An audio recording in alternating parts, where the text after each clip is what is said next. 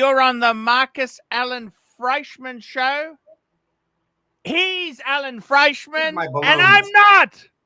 I'm Marcus Allen Frishman, and you're not. You got that right. Hello, Archie. Welcome to my show. Hello. I wanted to have just before we start the show today, I wanted to show you something.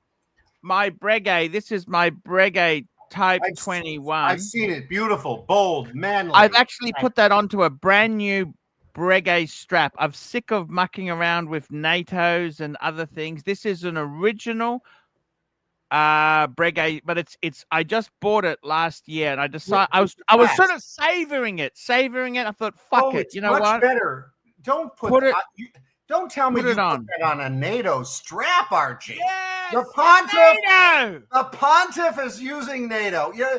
Well, I guess each to their own. I wouldn't have a NATO on anything. I don't like NATO straps, but that's me. Of course, we're doing a watch check. Same watch as last week, a little boring, but the most sought-after watch in the world, if it was stainless steel, the Rolex Submariner in 18-karat gold with a beautiful blue face. Maybe I'll switch it up next week. I have over 100 watches, some of them not luxury brands, independents, but there we go. Here we are, Archie. Another day, another dollar for Archie, ladies and gentlemen. It's important to WeChat, pardon me. It's important to Super Chat, which is essentially as a tip, and you can ask a question, and Archie will give you his expertise. I'll just give you my life experience. I'm not an expert in anything. Archie is. I got to tell you something. It's very, very interesting to have you on today because I wanted to talk a little bit differently. Okay. I'm actually gearing up for retirement. I'm gearing up. So am I, Archie. Gearing up. Yes, we can share that. Actually, let me tell you something. Fleischman, I want to tell you something. I'm actually gearing up for retirement, and what I've decided to do is, yes, I've got a lot of money tied up in watches because that was my business. I want to sell half off. Okay. I want to keep a few things, but I actually want to sell some things. And the whole reason for this is, the whole reason why I want to do it is to just free up. I can't wear so many watches. You know, there's a limit. There's a limit. I wear my watches, sure. And what I want to do is, I tell you this. I tell you honestly, I just want to slow down a bit, enjoy a few, and I want to semi-retire. I want to get rid of some commitments. So it's not just I want to get the money. I want to get rid of some commitments. You know what I mean? It's just because when you have so many beautiful watches, you got to service them. So what I'm trying to do, you see this photo here? I do watch. Okay. I'm going to keep the 3 at the front row. That's I knew you would. I knew you would. That's why I knew you'd pick the first 2, at least. Yeah. I don't know why you know what? The Pam. I'm actually wearing the Pam today, and it's a dive watch. I love it. It's oversized. I can see it clearly. Simple. I love it. I love the Speedy was a gift.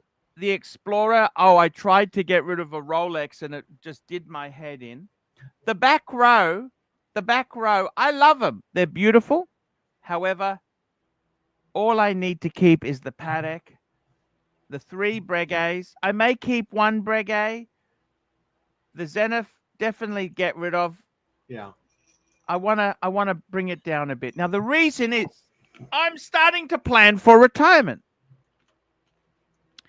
Now, I also put my car. I went to the car dealer, and they offered me money if I wanted to get out of my lease. We're not going to downgrade, Archie, are we?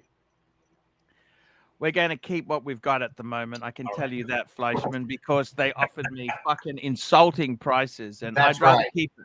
I'd rather just keep it. You know what? If it's a good car and I love it, just keep it. The BMW is the finest machine in the world. If you know, honestly, really the BMW, I love Porsches. Porsches are incredible, but I think as an overall package, the BMW is cheaper and a better package. But Porsche, man, don't get me wrong, Porsche is a dream.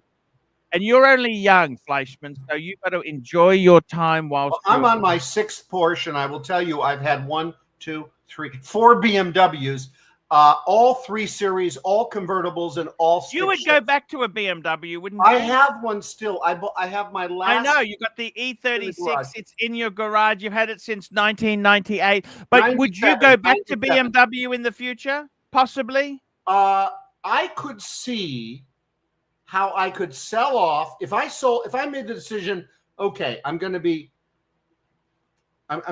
reasonable about things, which is not normally what I do. I would buy another 3 Series, or I would buy a Porsche Macan. So a guy like me doesn't buy a Porsche in retirement. I've done that.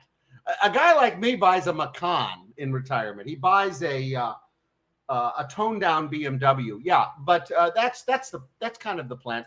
I can't believe you would sell that Patek Philippe World Time. Oh no, I want to keep that. I mean, it has value. Sorry? It has value, but you can get money off it. Well, what I want to talk to you about today is retiring in Asia. Now, I wanted to ask you something. US or Asia? Yeah. What is your view?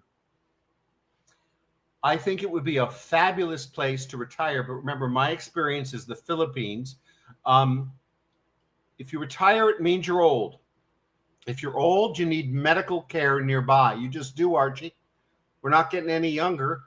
And as you get over a certain age, you're going to find you need a pill for blood pressure, or you might have a heart attack and need to be close to a hospital. It's not like America and Australia where an ambulance could just pick you up somewhere. So you have to be in Manila. I see a lot of people retiring to remote provinces. There are a couple of exceptions, but as a general rule, you go to Manila because of the medical care, and it's cheap. You don't need insurance, although you can get it, and that insurance is pretty cheap. But you know what they do at the hospitals in Manila? You have to usually pay upon entrance, unless they size you up as rich and honorable, and then you'll not be allowed out of the hospital until you pay. And they put a guard at your door. Fuck me dead. That's well, I'll tell you an experience, because we're talking about retirement. My girlfriend had food poisoning. And if you know, in America, when you have food poisoning, you just hang out in the bathroom. Let's just put it that way. But, you know, it's a Filipino girl. She wants to, she's uncomfortable. I took her to an A-class hospital and in the Philippines. And there's classes of hospitals. I took her to an A-class facility, and it was a major hospital. And they gave us a room. And, you know, all they did with her was, well, it doesn't matter what they did. I could explain that. But the point is, you know, they don't have LVNs and nursing assistants. They have full RNs. And they just don't have one doctor. They have 2. And the patient ratio is very low. You get excellent care, superior care. And where are all these doctors trained? The Mayo Clinic, or in Chicago, or in New York, or in California. And these are excellent top American doctors that have born in the Philippines but work there. And then it's the time to depart, and the guard will show up to your room. He's in uniform. And then they'll present you the bill physically, and they'll tell you where to take care of it. If you say, oh, I left my wallet, can you bill me? You fill in the blank. Sorry, you can have your friend or family come.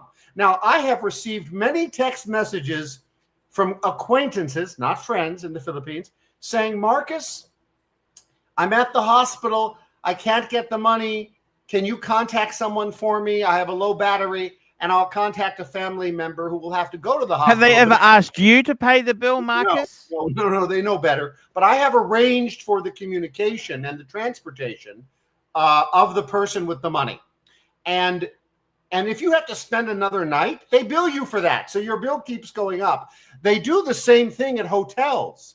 I experienced a girl in a lobby once that was crying, and I was staying at the Etsa Shangri-La Hotel in a very top-notch, it's the best they've got. but I didn't like the early morning traffic. So I checked into a secondary hotel across town near my meeting called the Rembrandt Hotel, probably a 3-star hotel, just to spend the night, to be up early and be near my location without traffic. And there was this girl in her 20s crying in the lobby, and I approached her, and there was a guard standing next to her. And this is where I learned this in my first years. What's the matter? Well, there's a problem. She explained the problem. I won't bore you with that. The bottom line is she couldn't pay the bill. How much was it? I don't know the amount. Well, that hotel was very inexpensive. So I knew the price of the hotel was about about $150 a night. So American, I'm converting it, but that was approximately what that place was. So you can look it up. The Rembrandt Hotel. It's easy to find. It's a nice little place. It's good for a night. Anyway, the point is, they escorted her back up to her room. She invited me up there. I went up to her room with her and the guard. He stood outside. Very nice man. And I tried to persuade the front desk, because I had influence there. The hotel's owned by a congressman who knew me. And no way, that's their policy. So I kept her company while some relative was coming to help her pay the bill. They wouldn't let her out. Oh, I see. So you got to have money in the Philippines, as low as those numbers are. Have cash. I have a Philippine bank account. I have a credit card. I have a debit card in the Philippines. I have an American Express card, Philippines. I have a BDO debit card. I have a China bank debit card. I have a checking account, all in the Philippines. And if anyone is listening from the American Internal Revenue Service, I just bring travel money, deposit it, use it, and withdraw and keep minimal balances there, and then come back to America with my money in the form of checks, not cash. Yes, understood. Tell me this. Okay, fair point. I get it. See, did you help that lady, or what happened in the end with her, the Tattersall? She was a complete stranger, so I don't know what happened. I had to leave, but that's the scenario, and I've seen and heard it from other people. And I told you, my girlfriend and I, it was just a protocol. That's what they do. The guard comes to the room. I went down. I can tell you the bill, and she was there only 4 hours. It was 8,000 pesos, which is very high for that care, but only in the Philippines, but only because it was that hospital. And 8,000 pesos is about it's definitely under $200. I see. We had two doctors and an RN, and they infused her with liquid water, basically, and they gave her some medication for discomfort, and she had food poisoning. A few hours, she's better. Wow,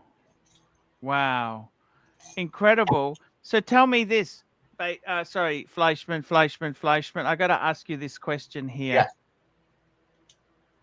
You don't go there if you do not have the money. You do not go there because they will not let you out. That's very serious, isn't it? You could see how this could turn really nasty, couldn't you? This could turn nasty. They will work with you if they believe you're a legitimate. They'll arrange for some things. For instance, they'll arrange for a car and driver to help you go get the money. They'll do things. They will. However, if they think you are, let's just say, unable to pay the bill by intent, charges will be filed. You'll go home, but there will be a police report and a follow-up. Yeah. I see. So there's no bill me later. There's no, and most people don't have insurance. And if they have insurance, you get reimbursed by the insurance yourself after you've paid your bill in the Philippines. Yes. I get what you're saying there. That's a very good point. That's how it does work there. But it's not like an American hospital where the one time in my life that I went to the emergency room in America, I was in and out quickly, actually, because I shopped it. I made sure the day was Sunday at about midnight.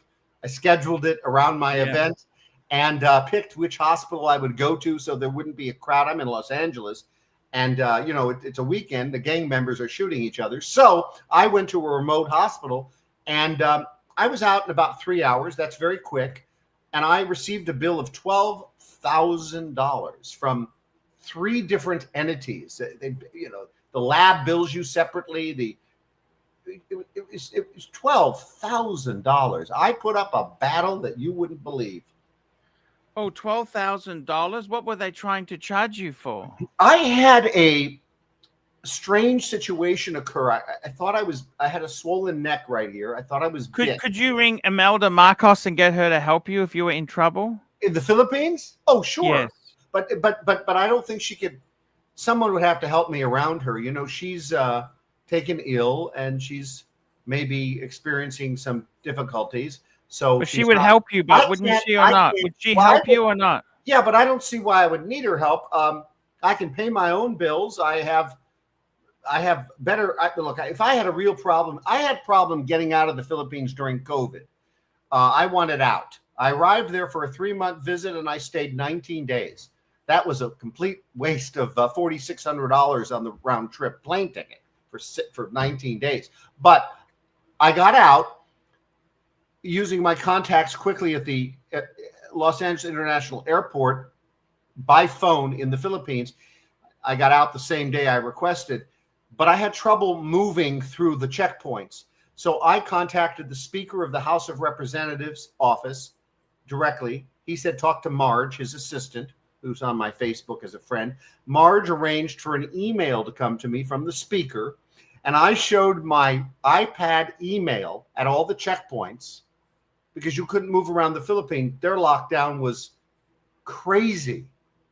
And I kept showing them, so you needed to have, in order to pass, you needed to have a itinerary. But my itinerary showed a departure 3 months away. So I had no itinerary. I had nothing but the guy in the freaking phone saying, get to the airport, and I got to the airport, and certainly I was ticketed, and I went aboard the 2:00 flight. But I had to get past some checkpoints with an email from the Speaker of the House of Representatives. You do things like that. And I gave 100 pesos to one guard because he was being reluctant at one of the checkpoints. I wish I would have given him more, but I didn't have any Philippine cash. Look, I got out of there fast. Yeah. We got a super chat. Black Cat 997, $5. Is there a level of money, dollars, that someone should have, like a healthcare co-payment for someone who wants to live there as an expat? How much money should you have as a reserve? Well, it depends. If you have art surgery there, my girlfriend's father had a very serious bypass surgery, and I believe that they told me that was 500,000 pesos. Now, you know what bypass surgery costs in Australia and America, probably, and an insurance company probably pays it. You probably get away with $3,000 copay, but in the Philippines, 500,000 pesos is roughly, let me do the math real quick, $10,000. So that was all in. That's everything. And so things are cheap, but you can see a heart transplant's at the top of the food chain. So I would think if you had $10, $20, $30, $40,000, you could get a heart transplant, for God's sake. So things are reasonably priced in the Philippines relative to America. Yes. I see what you're saying. And that's a big part of retirement, Archie. You as you're getting older, you have to think of that. And I hear the war stories of the expats that fully retire in provinces of the Philippines, not the big cities, Yes. certainly not Manila. Well, there's no ambulance, and you're gonna die on the way to the airport, on the way to because some of the provinces you just have to get out. You have a 2-hour drive. I have a rule in the Philippines for me. I don't go anywhere beyond 2 hours from an airport. Now, I don't do that for health reasons. I don't have health conditions, but I do it for my own reasons. And 2 hours from an airport, and unlike the U.S., where we can go everywhere in a plane, I have, let me see if I count, 1, 2, 3, 4, 5, 6. I have 6 airports in very quick driving distance, and 2 of them are international. All right. And if I expand the driving distance, the number goes up. In the Philippines, there is So few airports. I'm trying to decide if there's more than one in Manila. Or two. So you have to be near an airport. You just do, because you're going to wind up not being able to get proper care without taking a plane flight. Tell me this, retirement. Let me ask it to you. US or Philippines, what would you choose? Depends what your priorities are, but Philippines would be at the top of my list. Happiness. I want happiness is my priority. Okay, happiness. Philippines. It's not happy here in Los Angeles or the People's Republic of California, I'm sorry to say. Yes. Archie, it's very bad here. I grew up in Los Angeles. When I say Los Angeles, I mean greater Los Angeles. I grew up in Calabasas, 9 miles north of Malibu. It's actually not in the city of Los Angeles. I live at another location I won't say publicly, although it's a matter of public record. I'm just not going to blow it out there. Yeah, no, just don't.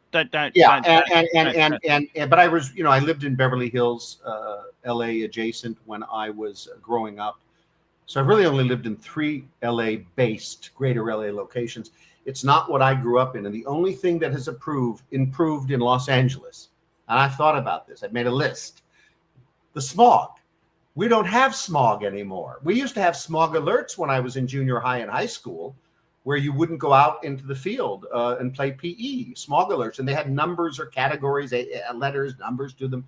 We haven't had a smog alert or significant smog in decades. We don't have smog here. The air is beautiful, and we have more cars in this region than any place in the world, and nothing compares to it. There isn't a city in the world with the amount of exhaust fumes that we have.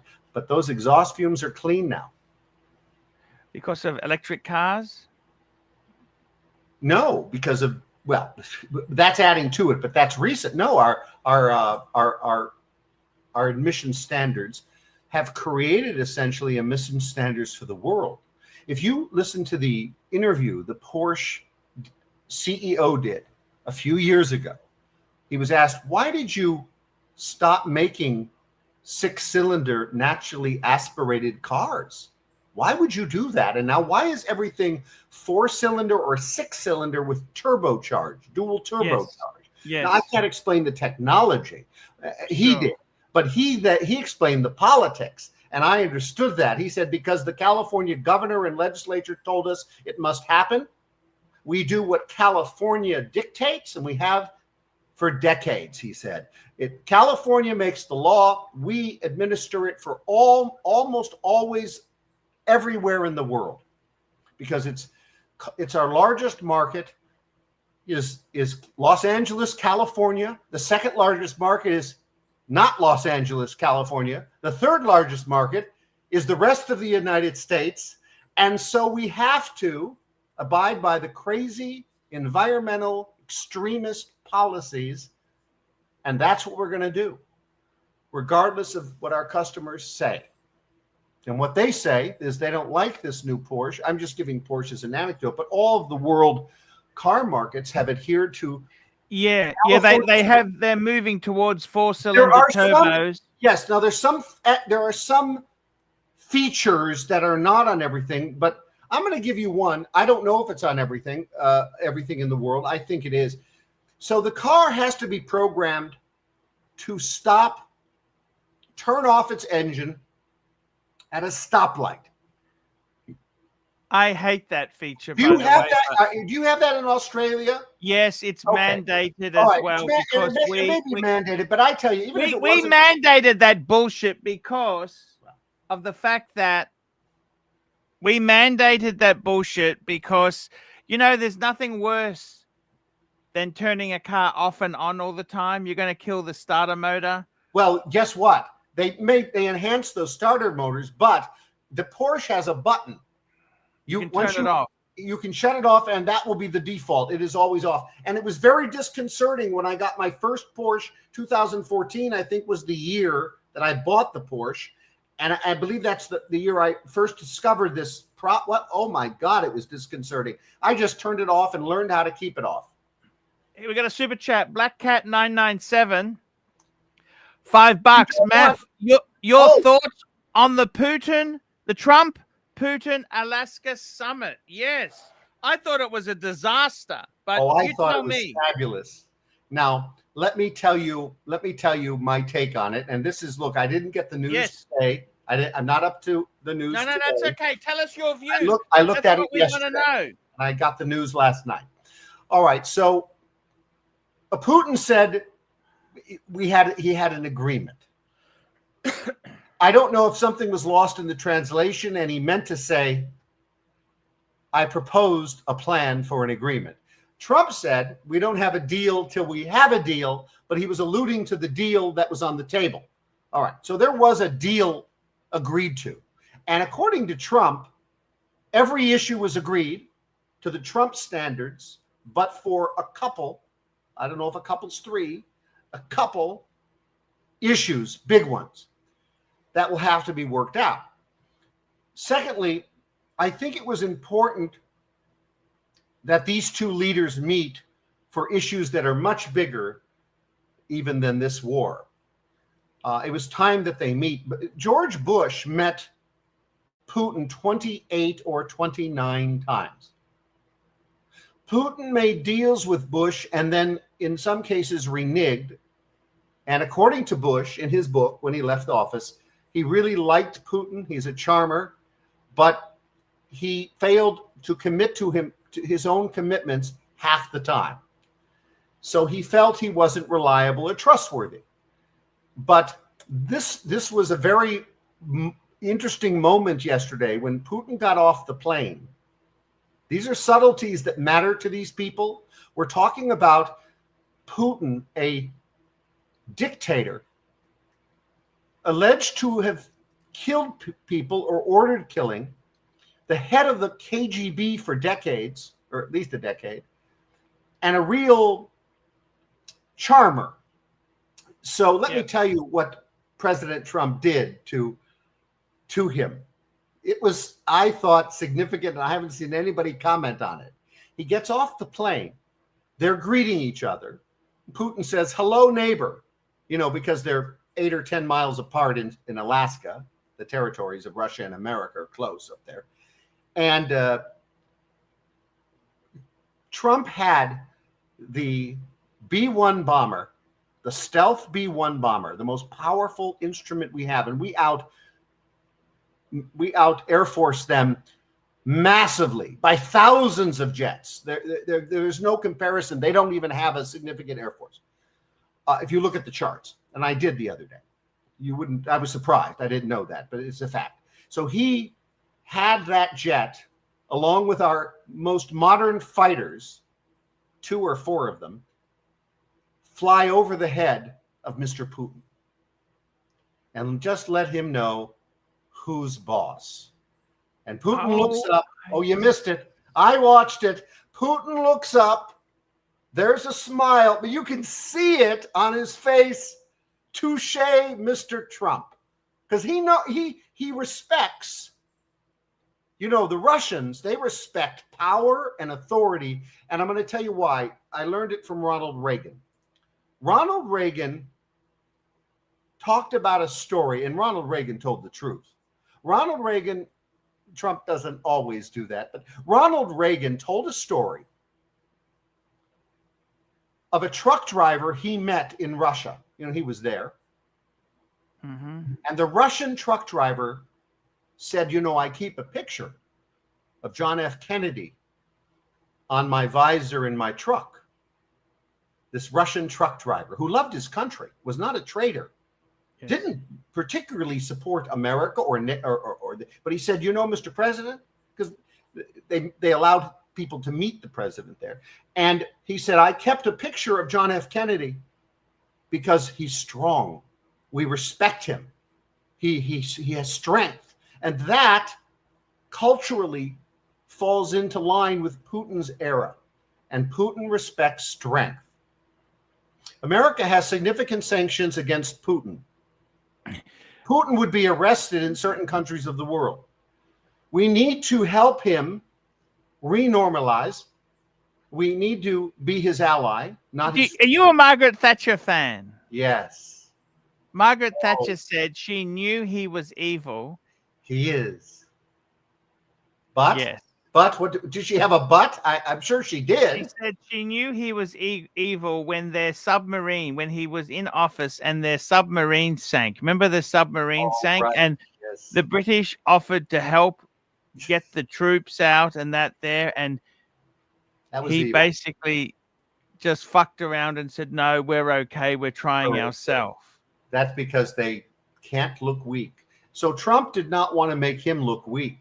And that's why we dealt with him differently than we dealt with the Ukrainian president, notwithstanding Trump not liking him much and thinking he's a thug also. But I mean, that putting that aside, even if Trump thought he was the greatest man on earth, he would never have a welcome like we needed to welcome the Russian president, notwithstanding all the evil that's around him. Look, the man runs Russia. He's a huge trading partner. And guess who he brought with him? This wasn't talked about by the mainstream media. The mainstream media is anti-Trump. Let me tell you what, Putin knows how to impress Trump. He brought some businessmen. He brought some heads of departments that run nationalized institutions of Russia. They want to do a deal with the president, and they want to pay billions to America to be able to do that. Trump won't sign those deals until there's peace, but they're in queue. So this was important, and then he, we don't know the details, so let's not criticize this. Trump doesn't want a ceasefire. The Ukrainians want a ceasefire. Putin doesn't want a ceasefire. He wants a solution. So Trump wants the end of the war arbitrarily and capriciously. So what's going to happen, I predict, is that the war will end likely without a ceasefire once Putin gets to look like he got something. I use my words carefully. Looks like he got something. He made 3 territorial demands. 3. Forgive me, yes. I can't pronounce the communities. He might need to get 2 of the 3 to be considered a win, and 2 of the 3 he already had before the war. So I think it's set up to work out, despite the disappointment of publicly from people. There shouldn't be. This was very positive. Whether it ends the war or not may not matter to the success of this meeting. Oh, I see. So you don't think it was that bad? No. You think this is very good to have the meeting because it's moving places. It's behind the scenes, you're saying, is more important than... Oh, yeah. They have to work a deal, and that's going to happen behind the scenes. And they had to begin talking. Now, the next meeting... How does Putin save face? Can I ask you that? How can he possibly... It has to look like a win. Yes. Doesn't have to really be a win, which means... Has to look like... Because he can't... But let me tell you, do you remember what Trump said? He says, this war would never have happened. He repeats it. He's a repeater. He repeats it constantly. Would never happen if I was president. Guess what Putin said? Mr. President, this war would never have happened if you were president at the time. And I want to tell you why. Because Mr. Trump can't explain anything. He's a deal maker, but certainly not a salesman, right? You can understand the different skill set. He doesn't have a salesman skill set. He has a deal maker skill set. They don't always overlap. So I'm going to tell you, Mr. Trump, President Trump doesn't explain things well. He has staff that does. In the first term, he had no one that explained anything well. But I'm going to tell you why he would have not had this war had Trump been president. Putin went to President Putin. President Putin went to President Biden. And he had to do it via the State Department, not direct. That's how it happened. And he put together a list of, I believe it was 9 items that he wants. He did it after he amassed 100,000 plus troops at the border. And he said, I'm going to go to war. I know you have some national interests there. So I'm coming to meet and pay my respects upon you, Mr. Biden. I have 9 requests. Forgive me, 8 or 9. I read them at the time. There was only one on that list that he wanted. I see. The rest could have been renegotiated. The rest could have been renegotiated, but The only thing President Biden denied was the very thing he wanted. And I'm going to tell you what it is. And I'm going to tell you how easy it was to agree to it. And I'm going to tell you why there was a disagreement. It's very simple. It's not taking a lot of words. The one item that was the deal breaker was he said, I must have a guarantee that Ukraine will not be a member of NATO for 10 years. 10 years. Now, maybe that could have been negotiated to 5, whatever. 10 years. That's what I want. He was fearful of a number of components that relates to that. Now, here's what Biden's answer was, and he did it in writing via the State Department, Secretary of State, Mr. Blinken. And here's what he said in the press conference, one of the few he did. He said, no one tells America who's going to be a member of NATO. We do that. Now, here's some facts. You cannot be a member of NATO. According to the NATO Charter, there's no flexibility. There's no exceptions. There never has been. You can't be a member of NATO if you have a border dispute at any level component. Anything, let alone a war. If you have a written dispute over territory, you can't simply be a member. There are a few other sub-reasons why Ukraine can never be a member. It will never be, in our lifetime, likely a member of NATO. That's all he had to say was, here, let me tell you what he had to say. He had to bring down the pride and say, Mr. Putin, we can guarantee that for 20 years. And you know what? We can do a harsh statement announcing that they will never be a member. You know why? Because we can, and you're right. And that was it. There were a few other sub-components that could have been negotiated easily. Instead, we said no, and then that implied we're going to change the rule and make them a member. We aren't. And NATO is an absolute threat to him. NATO should be reorganized anyway, and it should include our other partners. And our NATO friends are not very good friends. The French are not friends of America. The French are not friends of America? I believe the president is a traitor, and he is assisting terrorism around the world. The president. What's to say that again? The president of France is a terrorist sympathizer and provider of support. Just back the truck up. I happen to like his wife. Well, she may be. He's a very polite, charming man, but so is our friend over there in Russia, Mr. Putin. Do you really think France is an enemy of America? I think France is a supporter of terrorism and terrorists. It's not an opinion. It's an empirical fact. It's documented. Everybody knows it. They've announced it. And as a result, I don't particularly think the French president or the French country and the people of France. Well, I don't want to put too many people in one group here when we're talking internationally on the YouTube, but the French people are not great friends of America. Okay, there are great people of the world like the Iranian people who are truly friends of America. At least 80 or 90% of them support America, Israel, and the dynamics related to that. The French don't. Oh, I see. And we have a lot of good alliances with England. They're pretty good. When we need them, they come through. Germany is coming into line. When President Trump said to them on his first meeting years ago, you got to stop buying the gas from Russia. It was President Trump in his first term that killed that massive deal for Russia. The man that was supposedly in collusion with Putin and likes Putin took the largest amount of money the country's ever seen and shut it off. Our sanctions are massive. And if Putin doesn't come into line, he's going to be sanctioned to such a level that they're going to have trouble doing international deals because they're going to be pulled from the SWIFT system. He doesn't want to hurt the Russian people. The Russian people are also good people. Yes, but you must admit that has been a disaster, don't you think? What? The Ukrainian war. I mean, you can't. Disaster. But now we are giving them all the military equipment that they want. President Trump has changed his position. However, they're having to pay for all of it. Every penny. They get nothing. They're going to pay, and they paid in advance. And some of the European countries have now paid and increased their allotments. We are now paying nothing for that war. Yes.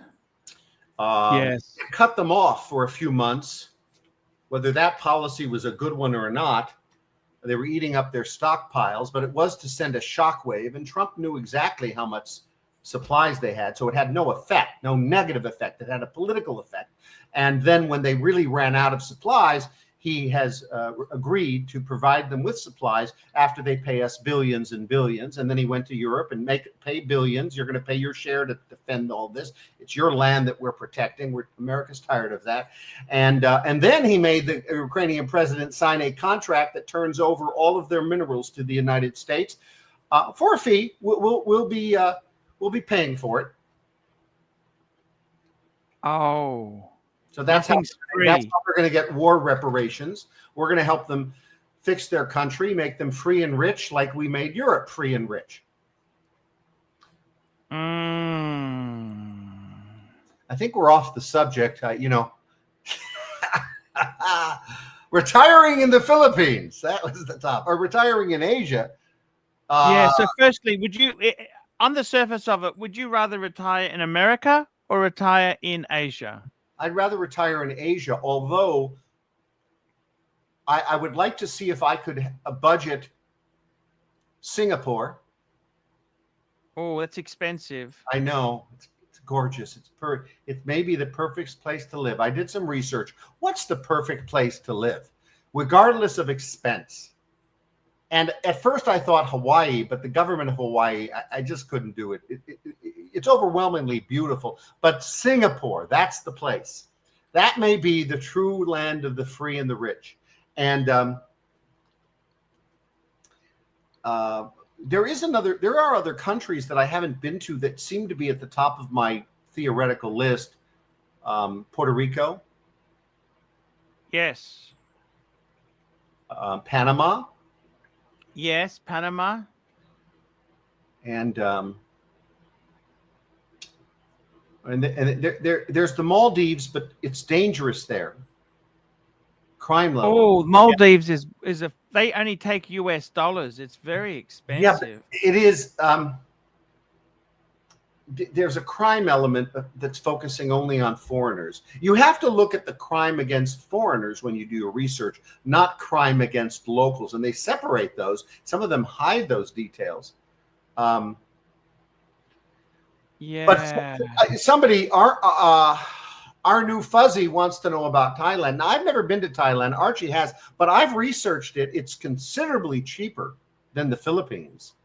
And the advantage of the Philippines, there's a massive advantage. Everyone speaks English. Yes, that is everyone, and everyone's educated. They've gone to college. They've gotten degrees.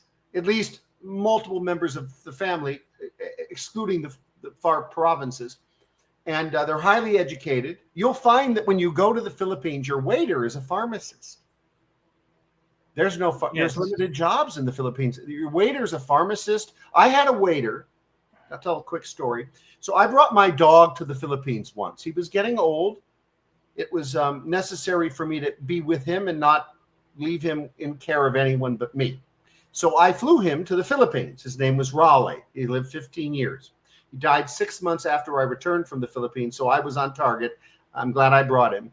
I brought him to the Philippines without any plan, but I knew I didn't need a plan in the Philippines. It happens suddenly. You text somebody and you got a plan. In reverse, that could never happen. So I got to the Philippines, and I had my first lunch the morning of my arrival. I set my housekeeper take care of Mr. Bueller. I have to have some peace of mind. I went out alone. My girlfriend was at work. I went to a restaurant. I had a nice lunch, and I was talking with a waiter. And he said to me, I'm a veterinarian. I full-fledged vet. Oh yeah, I'm a doctor. And he's my waiter down the street from my place. I think the place was called Wine. I forgot the name of the restaurant. One of my favorite. It's closed now. But anyway, so I said to him, hey, during this lunch, we're talking. I said, I made him an offer. I said, I know what you're making. I know what you're making here. Everybody makes the same amount of money. It was 400 pesos and some tips. And he didn't really get the tips. The management steals the tips. He would get only the tips that were handed to him directly. So, oh, is that right? Oh yeah, no, you don't say that again. Say that again. Oh, you don't tip in Manila. If you do, the management takes the money. I learned that when waiters started to whisper to me, sir, don't tip. Wherever it's at, just don't tip, even though there's a tip option. So very few exceptions, unless you hand the tip directly. Takes the tips. What do they do with the tips? Well, they make more profit. So at I'm thinking of restaurants now. Now, I said to him, look, I'm going to offer you 800 pesos, double your salary, if you'll come and take care of my dog. Now, this man works every day of the week.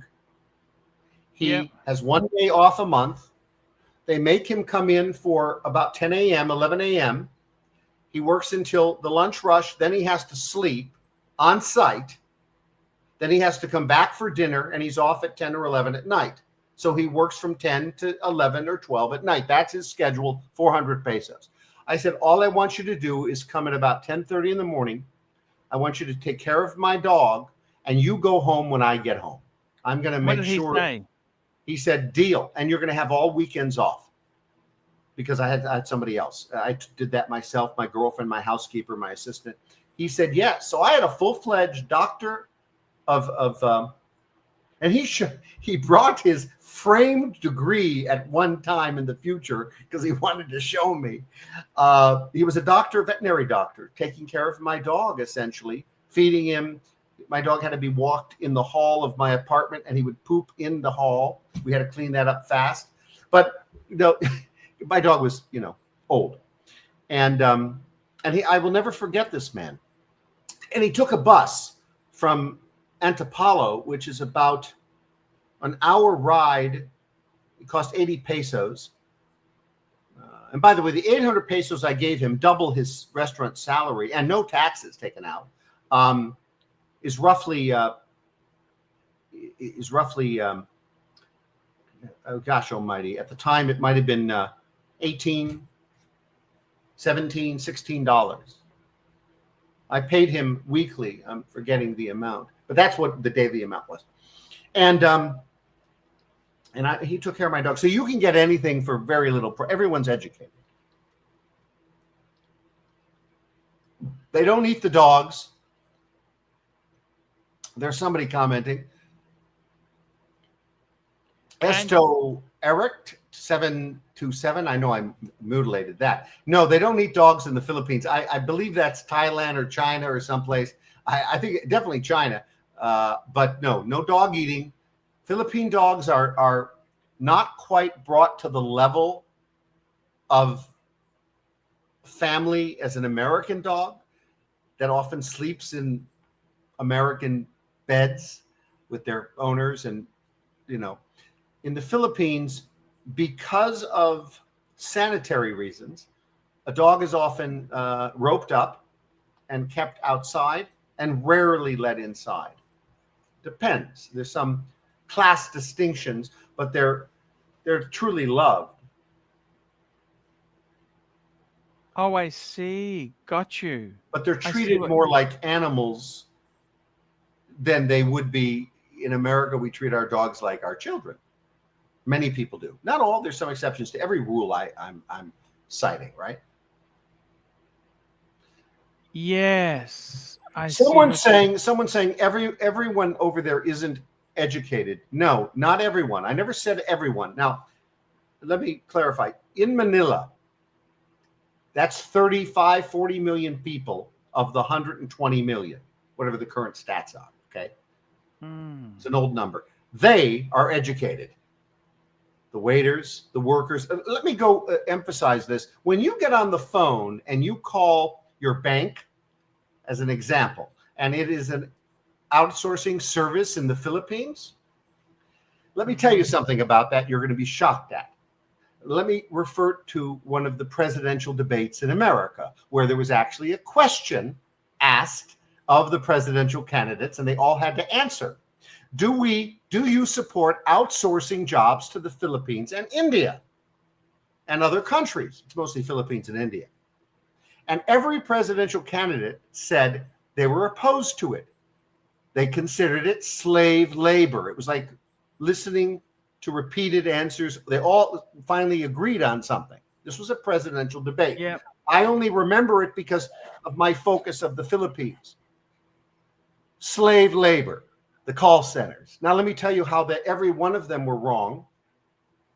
To be hired at a call center in the Philippines, you will have a resume. You will have a police clearance certificate. You'll have a lot of documentation to show that you are an honorable person. You will likely be a woman. You will have straight teeth. You will be beautiful and attractive. That's what they want, even though you're not seen. It's in the ad. And then when you get hired, you're going to be coming from a wealthy family. Why? For the most part. Why? Because you're hired because you're well educated. If you work at McDonald's in the Philippines, you need a degree most of the time. You need to have a police clearance certificate and a full resume. So the point is, when you call this bank and you're getting the Philippine call center, it is the highest paid job in the Philippines. Now, let's be clear about this. The Philippines pays, when I say everyone, there's always exceptions. They pay everyone the same wage. Secretary, waiter, janitor. They don't have levels of pay like we do. You either get paid the minimum, which now I think is 500 or 600 pesos a day, or you get paid something slightly more. And if you're a professional, like a doctor, I know a doctor that makes 75,000 pesos a month. That's a far cry from 10 or 15, isn't it, of the driver? But it's still only 75,000. Do the math. That ain't $2,000 a month. So when you talk to a call center employee, you're talking to the most educated. But here's what's more likely that tops the education. They're from a wealthy family. They're from a key wealthy family. Wow. I didn't realize that. You don't realize that job is coveted. And who gets coveted jobs? The wealthy, the A class and the B class. Now, some C classers can parlay that. They can parlay themselves into that with extraordinary skill. Yes. I know a girl that is not particularly from a wealthy family. She's from a upper end income family, but her English and her hobby is reading books, and she has 2 degrees. She's working at a call center as a trainer, which is a slightly increased pay at about 60 to 80,000 pesos a month, more than that doctor I told you about a moment ago. So don't be, when you're yelling at these people on the phone, they are likely the Indian crowd, because I can't speak for them. But the Filipinos are educated. They're from the wealthiest of families, and trust me, they have more money than your dad and you combined. Because the wealthy does. The wealthy in the Philippines is just under 5% of the population. They represent what would be the 1% or 2% in America. That's really rich. We only have 1% of them. They have 5%. And we got a super chat. I'm just going to grab this super chat.